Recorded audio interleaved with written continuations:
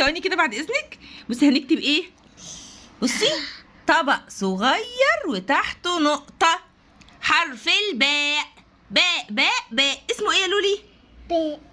عامل ازاي؟ طبق صغير وتحته نقطة، صح؟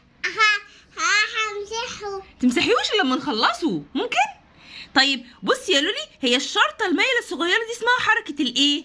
حركة فتحة. برافو عليكي. طب الباء فتحة ايه؟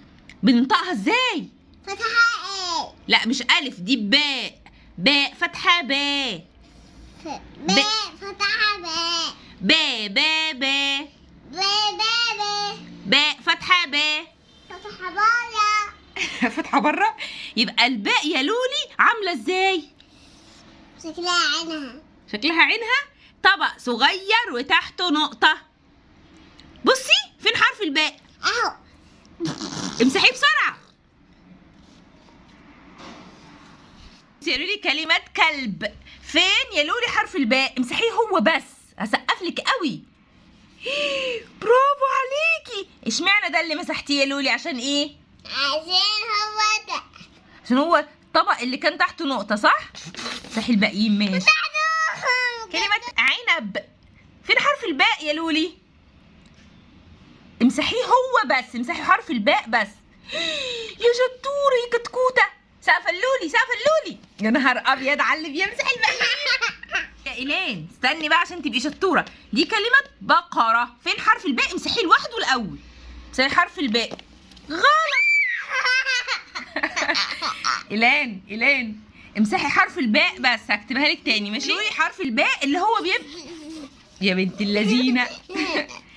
هنلعب يا لولي هنلعب، بس هنتعلم بس حرف الباء بعد إذنك من فضلك. خلاص انت حرة. امسكي القلم واعملي دائرة عند حرف الباء. فين حرف الباء في الكلام ده؟ اهو. اللي هو تحته ايه؟ نقطة. شطورة. يلا اعملي دورية عليه هو. لا ايوه يا حلاوة. لا اعملي دائرة على حرف الباء بس. شطورة يا لولي. دي حرف الباء.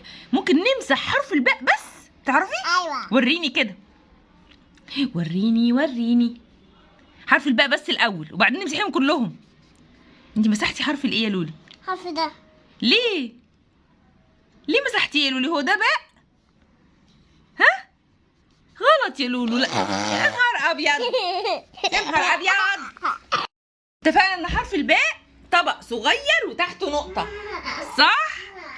تعالي بقى شوفي، ده حرف الباء ولا ده حرف الباء ولا ده حرف الباء؟ يلا تعالي.